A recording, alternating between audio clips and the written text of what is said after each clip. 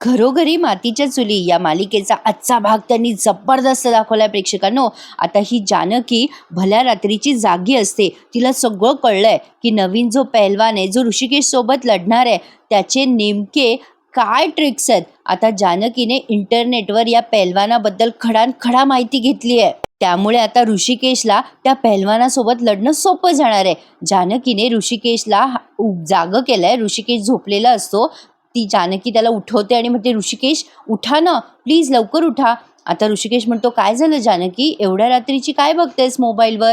आता ही जानकी म्हणते, हे बघा ऋषिकेश, तुम्हाला प्रॅक्टिस करायची फार गरज आहे. मग ऋषिकेश म्हणतो, अगं असं का बोलतेस, तूच म्हणालीस ना की तुला माझ्या ताकदीचा अंदाज आलाय म्हणून. आता जानकी म्हणते, अहो पण. ऋषिकेश म्हणते, हे बघ, प्रश्न ताकदीचा नाहीये अगं, पण आपण जिंकू. एवढ्या वर्षांनी मी आखाड्यात उतरलोय तरी मला जमलंय ग. जानकी म्हणते, अहो ऋषिकेश, पण उद्या तुमचा सामना त्या प्रतापशी आहे आणि तो प्रताप सलग. आता ऋषिकेश म्हणतो, हो माहितीये मला, तो सलग 3 वर्ष जिंकत आलाय ना, तू त्याची काळजी करू नकोस. पण आता ऋषिकेशला जानकीच्या चेहऱ्यावरची काळजी लक्षात येते आणि तो म्हणतो, काय झालंय जानकी नेमकं. जानकी म्हणते, उद्या तुमची फायनल आहे ना, तर मी देवी आईकडे फूल ठेवायला गेले होते रात्री, तर मी बघितलं. आता जानकीने सयाजीरावांसोबत त्या प्रताप नावाच्या पहलवानाला बघितलंय आणि तो प्रताप ज्या काही खाणाखुणा करत असतो त्या सगळ्या जानकीने बघितल्यात. म्हणजे सयाजीरावांनी प्रतापला मॅनेज केलंय हे जानकीला लक्षात आलंय. सयाजीरावांचा आणि ऐश्वर्याचा हा प्लॅन जानकीने आधीच हेरून घेतलाय प्रेक्षकांनो. आता हा प्रताप जे त्या सयाजीरावांना करून दाखवत असतो खाणाखुणा, त्या सगळ्या खाणाखुणा जानकीने बघितल्यात लपून. जे काही तिने तिच्या डोळ्याने बघितलंय ते सगळं सत्य तिने ऋषिकेशला सांगितलंय. ऋषिकेश ते सगळं ऐकतो आणि त्याला हे काही नवीन आणि वावगं वाटत नाही. तो आता उठून उभा राहतो. जानकी देखील त्याच्या मागे मागे जाते. ऋषिकेश म्हणतो, जानकी, त्याला सापळा रचू दे नाही तर चक्रव्यूह रचू दे, मला त्याने काहीही फरक पडत नाहीये. आणि तसं सुद्धा मला हे काही नवल नाही वाटत आहे की सयाजीराव हे सगळं करताय. यात खरंच काही नवल नाहीये जानकी. अगं तो माणूस असाच आहे. त्या सयाजीरावाचं राजकारण आणि हे सगळं राजकारण मला नवीन नाहीये ग जानकी. अगं कॉलेजमध्ये असताना पण माझ्यासोबत असं राजकारण खेळलं गेलंय. मी त्यासोबत त्यावेळेला सुद्धा घाबरलो नाही आणि आताही घाबरणार नाहीये. मी हा सामना पूर्ण ताकदीनिशी खेळणार आहे. जानकी म्हणते, हे प्रकरण साधं नाहीये. अहो तो प्रताप कसा जिंकलाय, कशा पद्धतीने कुस्ती खेळलीये त्याने, हे मी बघितलंय.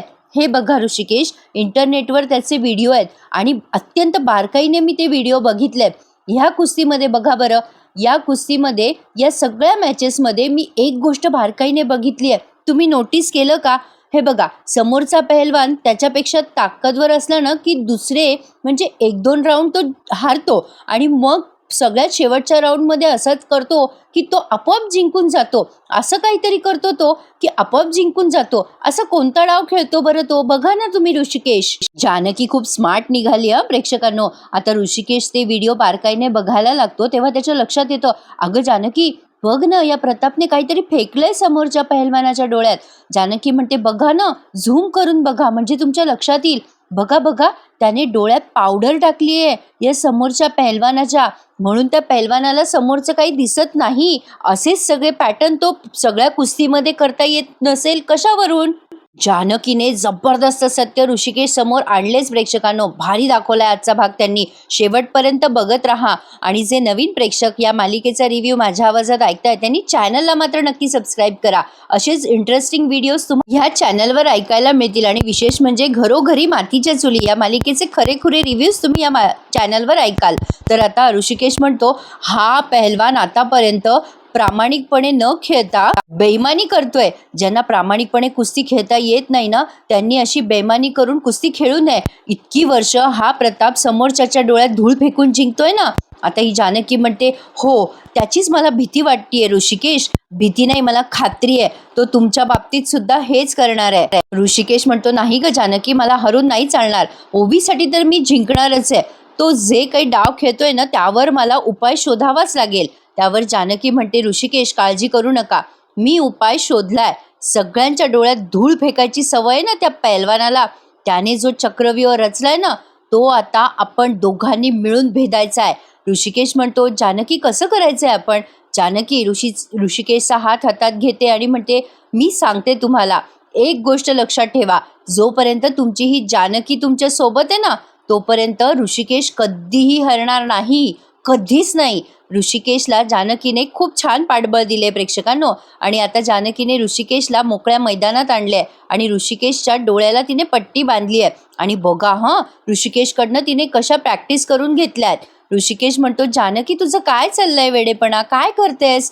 जानकी म्हणते, द्या ना रुमाल प्लीज.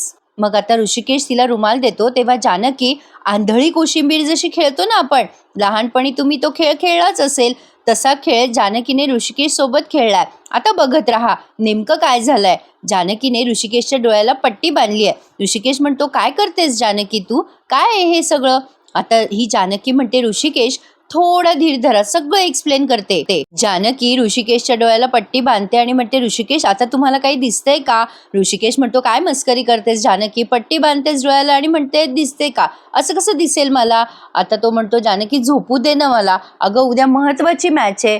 आता ही जानकी म्हणते, हो महत्वाचीच मॅच आहे आणि ही प्रॅक्टिस तुम्हाला करावी लागेल. ऋषिकेश म्हणतो, काय सांगतेस जानकी? आता जानकी त्याला मोटिवेट करत म्हणते की तुमच्यासमोर कोण आहे? प्रताप आहे.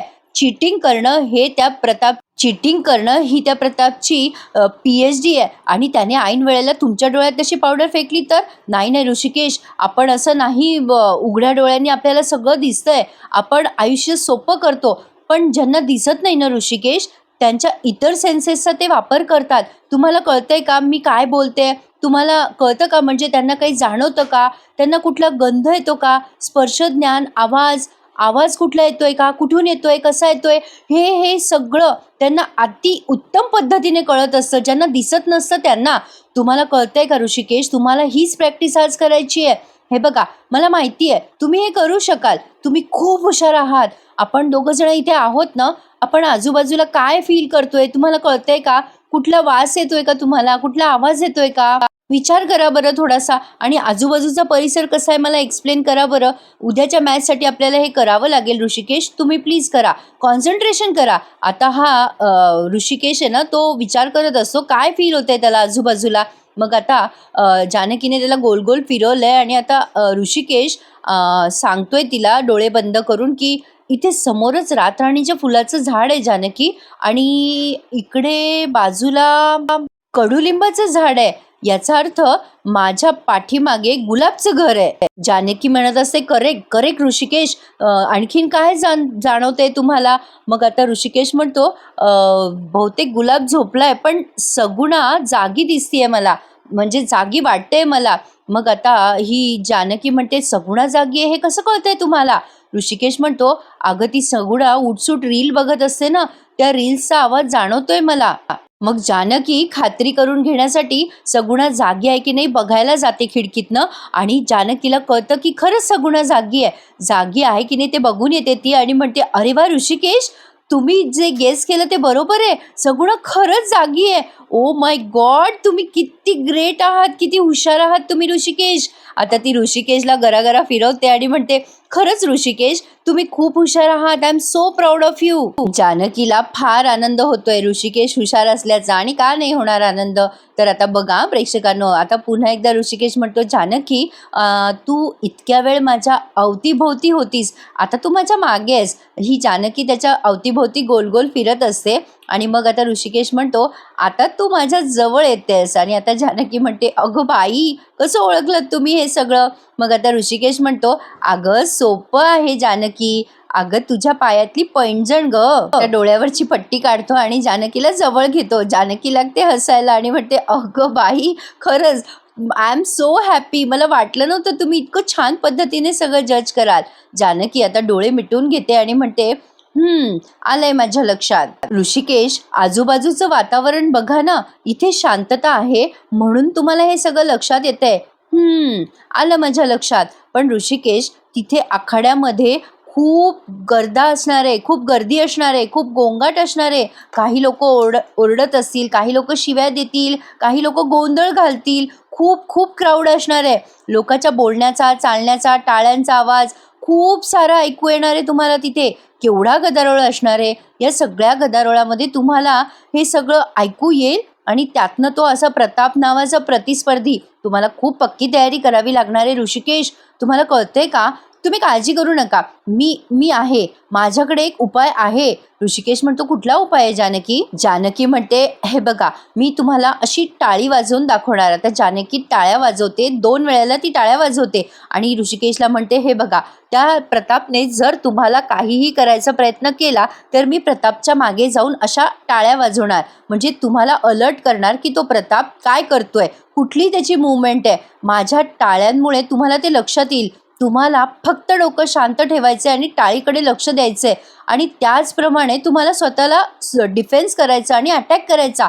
कळते ना तुम्हाला ऋषिकेश? या सगळ्याची प्रॅक्टिस करूयात आपण. ऋषिकेश म्हणतो, आपण ट्राय करूया जानकी. आता ऋषिकेशच्या डोळ्यावर पुन्हा एकदा जानकीने पट्टी बांधली आहे आणि ऋषिकेशला ती गाईड करतीये आता टाळी वाजवून. कमाल दाखवली आहे त्यांनी प्रेक्षकांना. म्हणजे जानकी किती अलर्ट आहे. ऐश्वर्यासारखी धूर्त शत्रू असल्यावर जानकीला अलर्ट तर राहावंच लागेल. पण एवढ्या म्हणजे काय सांगू, एवढ्या टोकाचं जाऊन तिने विचार केलाय असं मी एक्सपेक्ट नव्हतं केलं. पण छानच दाखवलाय त्यांनी आजचा भाग. जानकीने एक बॉल आणलाय आणि आता पुन्हा एकदा ऋषिकेशच्या डोळ्यावर पट्टी बांधली आहे तिने आणि ऋषिकेशला सांगते की हे बघा ऋषिकेश, हा बॉल आहे आणि आता हा बॉल तुमच्या दिशेने येईल, पण हा बॉल तुमच्या दिशेला टाकण्याच्या आधी अशी 2दा टाळी वाजवेल. तेव्हा तुम्हाला कळेल की तुमच्यावर प्रताप हल्ला करतोय, म्हणजे प्रताप तुमच्यावर हल्ला करण्यापूर्वी मी टाळी वाजवतीये. हे तुम्हाला लक्षात आलं पाहिजे. आता हा बॉल आहे ना, तो तुम्हाला कॅच करायचा आहे पटकन. आलं का लक्षात? आता तयार आहात ना तुम्ही? ऋषिकेश म्हणतो, हो जानकी, मी तयार आहे. आता जानकी थोडीशी दूरवर जाते आणि टाळी वाजवून पटकन बॉल फेकते त्या ऋषिकेशकडे. आता ऋषिकेश तो बॉल कॅच, म्हणजे त्याला एवढ्या लवकर कसं जमल ना सगळं. तो बॉल ऋषिकेशच्या गालाला लागलाय. मग जानकी त्याच्या जवळ जाऊन म्हणते, सॉरी सॉरी, लागलं तर नाही ना तुम्हाला? सॉरी ऋषिकेश, काळजी घ्या. ऋषिकेश म्हणतो, नाही नाही, नाही लागलं मला.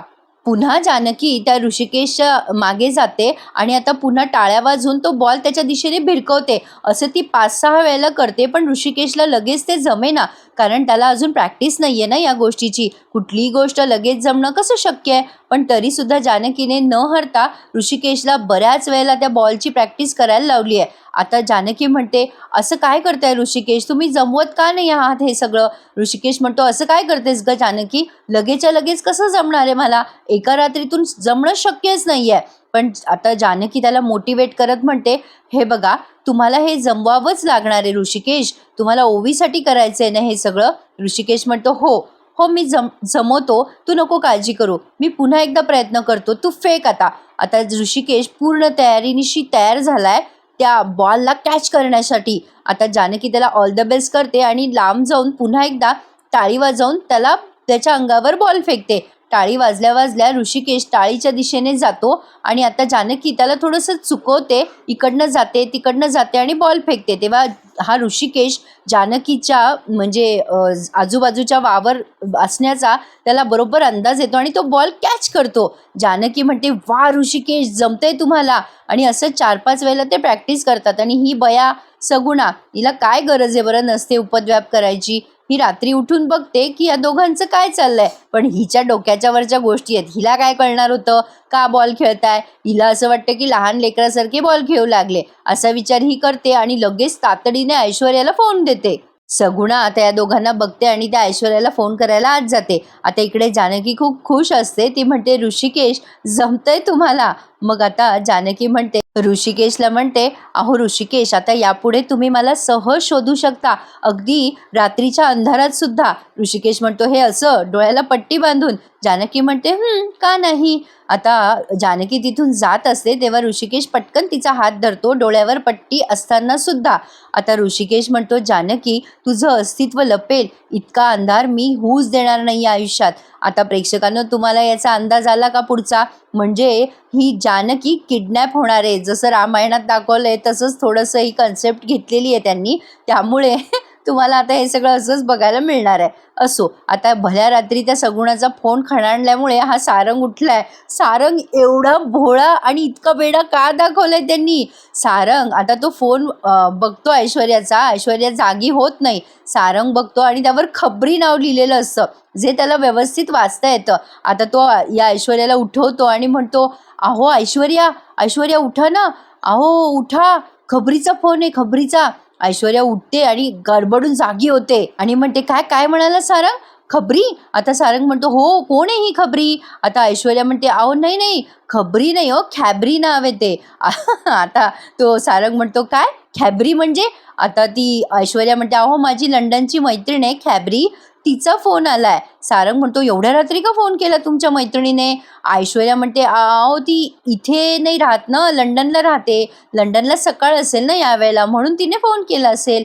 तुम्ही झोपा. सॉरी सारंग, तुम्हाला विनाकारण डिस्टर्ब झालं ना, मी बोलून घेते तिच्याशी. असं म्हणून आता ही ऐश्वर्या बाहेर गेली आहे बरं का फोनवर बोलायला. पण आता सारंग विचारच करतोय, खॅबरी नाव कसं काय असू शकतं? खबरी दिसलं मला तर ते. पण असो, एवढं डोकं याच्यात असतं तर एवढं घडलंच नसतं. आता ही ऐश्वर्या बाहेर येते. आता हे सगळे सीन अंधारात शूट केल्यामुळे आपल्याला काहीसे असे काळे काळे दिसतात. मग आता ही ऐश्वर्या म्हणते, काय गं सगुणा, काय झालं? सगुणा म्हणते, किती उशीर लावला हो तुम्ही फोन उचलायला? ऐश्वर्या म्हणते, कशाला फोन केलास ते सांग मला. सगुणा म्हणते, अहो ते ऋषिकेश दादा आणि जानकी वहिनी रातच्या चांदण्याखाली आंधळी कोशिंबीर खेळतायत. आता नवनवीन लग्न झाल्यासारखंच करताय बघा. यांच्या पदरात 8 वर्षाची पोर आहे ना, यांना आता कुठून प्रेम सुचलं कोणास ठाऊक एकमेकांवरती. अहो ते जानकी वहिनीने ऋषिकेश दादाच्या डोळ्याला पट्टी बांधली आहे आणि ती बॉल फेकतीये ऋषिकेश दादाकडे. आता ही ऐश्वर्या म्हणते, काय खेळताय ते आंधळी कोशिंबीर? आता ही सगुणा म्हणते, ते काही मला कळत नाही. ऋषिकेश दादा पट्टी बांधतायत डोळ्याला आणि टाळ्यांचा आवाज ओळखतात, बॉल धरतात, असं काय चाललंय येड्यावानी, त्यांचं त्यांनाच माहिती. बाई तो मूर्खपणा बघून मला कंटाळा आला, म्हणून मी तुम्हाला फोन केला. ऐश्वर्या म्हणते, ओ सगुणे, अगं गप्प बस. अगं हा मूर्खपणा सांगायला मला 2 वाजता फोन केलास का एवढ्या रात्रीचा? जे काही सांगितलं ना तू ते लक्षात ठेव ग. असं उठसूट नको सांगू काही पण. जे महत्वाचं आहे ना ते सांग. महत्वाचं काम नसेल ना तर रात्री बेरात्रीची मला फोन नको करत जाऊ, माझी झोप नको खराब. सगुणाचा फोन कट करते ऐश्वर्या आणि मग लगेच अंथरुणावर येऊन बडबडते, काय बावळट आहे ही सगुणाचा, काही समजतच नाही, वेडी कुठली. ऋषिकेश आंधळी कोशिंबीर खेळतो त्याच्यात मी काय करू, बावळट कुठली. आता तिलाच अचानक लक्षात येतं तिच्या वडिलांचं वाक्य की प्रताप डोळ्यात धूळ फेकतो आणि आंधळा करतो समोरच्या माणसाला. आणि आता ऐश्वर्या विचार करते, अरे बाप रे, जानकीला आमचा खेळ आधी समजलेला दिसतोय. आता प्रेक्षकांनो त्यांनी लगेच सकाळ झालेली पण दाखवली आहे. आता बघूयात पुढे काय काय घडतंय ते. पण काही असो, मजा आली आहे आजचा भाग बघताना. आता आजीबाई रामराम नाव घेत आहेत बरं का. आणि या सौमित्राबाई गपचूप त्यांचं लक्ष नसताना जात असतात बाहेर. आजी लगेच म्हणतात, ए शुक शुक शुक, सुमे कुठे चाललीस ग? सुमित्राबाई म्हणतात, अगं आई काय ग, कशाला हटकलंस मला? तू आम्हाला कायम शिकवलंयस ना असं कोणी जात असताना हटकायचं नाही. आणि आम्ही जेव्हा असं केलं ना तेव्हा तुझ्या हातचे भरपूर रट्टे खाल्लेत. आणि आता तूच आज हटकतीयस मला, कशाला जाताना अडवलंस ग मला? आता आजीबाई म्हणतात, एवढं मोठं लेक्चर देण्यापेक्षा मला एका शब्दात सांगितलं असतं तर मला कळलं नसतं ना.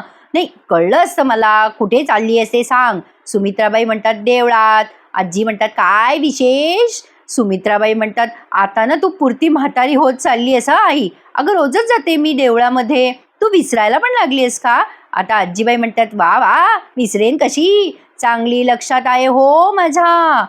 आजीबाईंना काय आठवलंय. आता आजीबाई पुढे म्हणतात, म्हातारी म्हणशील तर मी म्हातारीन नाही हा. म्हातारी कोणाला म्हणतेस? अगं म्हाताराई तुका अवघे पाऊणशे वयमान. आजीबाईंनी अख्खं गाणं म्हणून दाखवलंय सुमित्राबाईंना. आता त्या सुमित्राबाई म्हणतात, जाऊ का मी आता? आता आजीबाई म्हणतात, नको जाऊस, नेहमी देवळात जाताना कोणाला तरी बरोबर घेऊन जातेस ना, म्हणून मी विचारले हो. अशी तरा एकटी निघालीस कुठे? आता या म्हणतात की कोणाला घेऊन जाऊ बाई बरोबर? सारंग त्याला वेळ नाही, आणि सौमित्र त्याची कुठल्या तरी क्लायंट बरोबर ऑनलाईन मीटिंग आहे, आणि अवंतिकाला उन्हात नेलं की तिला त्रास होतो, चक्कर येते म्हणे, कोणाला सांग नेऊ बरं मी बरोबर? आता आजीबाई म्हणतात, तुला हवीत कशाला अशी बिझी माणसं? आता रिकाम टेकडी ती ऐश्वर्या दिसली आजीबाईंना. आजीबाई म्हणतात, ती आहे ना गुंडी ऐश्वर्या. ए ऐश्वर्या, ये ये ये ये ये, आली आली आली आली. हे बघ, हिला घेऊन जा बरोबर. हिला चौकात क्रॉस करायला भीती वाटते ना, तर हिला घेऊन जा. मित्राबाई त्या ऐश्वर्याचा हात धरतात आणि म्हणतात, चल ग ऐश्वर्या. ऐश्वर्या त्यांच्याकडे बघत पण नाही आणि म्हणते, अवंतिका, ए अवंतिका. आता ह्या सुमित्राबाई म्हणतात, कशाला हाक मारतेस तू अवंतिकाला? आता ही ऐश्वर्या म्हणते, अगं अहो ती येईल ना तुमच्याबरोबर अवंतिका. मग या सुमित्राबाई म्हणतात की नाही नाही, तिला उन्हाचा त्रास होतो अवंतिकाला, तू चल माझ्याबरोबर. आता ही ऐश्वर्या त्यांचा हात झटकून टाकते बरं का. आजीबाईंना ते विचित्र वाटतं. पण आता ही ऐश्वर्या सुमित्राबाईंना अगदी काय उत्तर देते ना प्रेक्षकांनो, ते उद्या बघण्यासारखे असेल. कारण त्यांनी हा भाग इथेच संपवलाय या दृश्यावर. पुढचा प्रोमो जबरदस्त दाखवलाय त्यांनी. आता पुढच्या प्रोमोमध्ये जेव्हा या ऋषिकेशच्या डोळ्यात पावडर टाकली जाते तेव्हा ही जानकी त्याला असं टाळ्या वाजवून खुणवत असते. तर ऐश्वर्या जानकी टाळ्या वाजवते म्हणून स्वतः टाळ्या वाजवत असते आणि या ऋषिकेशला त्रास देण्याचा प्रयत्न करत असते. जानकी विचार करते, आता काय करू मी आणि कसं पोहोचू यांच्यापर्यंत.